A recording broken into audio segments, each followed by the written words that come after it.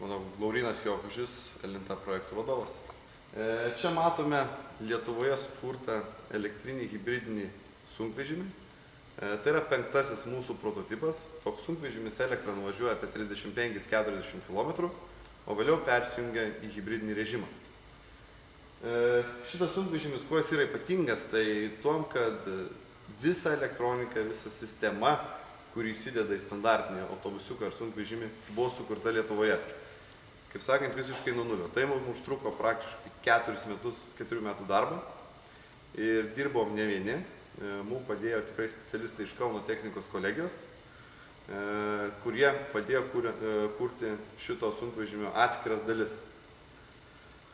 Na, o kitų metų pradžiai mes planuojam pradėti serinę tokių sunkvežimių gamybą.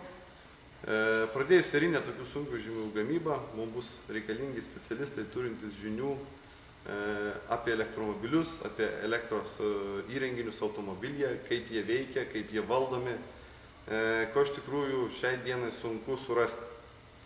Mūsų hibridas yra išskirtinis tuo, kad jis yra protingas hibridas, tai yra Intelligent Plug-in Hybrid Electric Vehicle. Kuo jis yra protingas, jisai užmiestyje važiuoja hibridiniu režimu, tai reiškia dirba elektrinis ir dizeliniai varikliai. Įvažiavęs į miestą pagal geozoną, persijungia iš karto į elektrinį režimą, jeigu tai yra žalioji zona. Tai jis yra visiškai kitokio tipo hibridas nei kitų gamintojų. Šiuo metu mūsų kompanijoje dirba 5-6 inžinieriai, kurie dirba kuriant tą sunkvežimį. Toliau, aišku, yra gamybos personalas.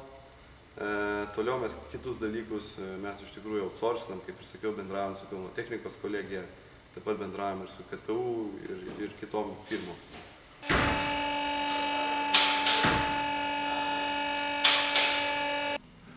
Uždarosios akcinės bendrovės Elinta generalinis direktorius Vytautas Jokužis. Kol kas verslui su mokslu labai sunkiai sekasi rasti bendrų taškų. Bet yra sričių, kur pavykę rasti. Sakykime, jeigu jūs matėt mūsų sunkvežimį, tikrai galime pasakyti, kad nemažai ten yra mokslo. Kas įdomiausia, kad prie jo prisidėjo, prie jo sukūrimo tikrai nemažai prisidėjo Kauno technikos kolegijos mokslininkai, Kauno technikos kolegijos dėstytojai. Toks yra kaip pavyzdys, kad vis dėlto mes galim bendradarbiauti.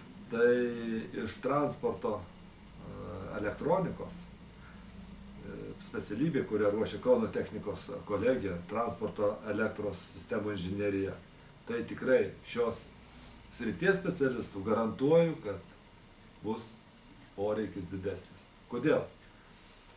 Nyksta automobiliai, kur buvo primityvus valdymas, vidaus degimo variklis ir didelis kuro sunaudojimas. Kuo transportas tampa ekologiškesnis, tuo jame daugiau kompiuterinės technikos, sudėtingos elektronikos.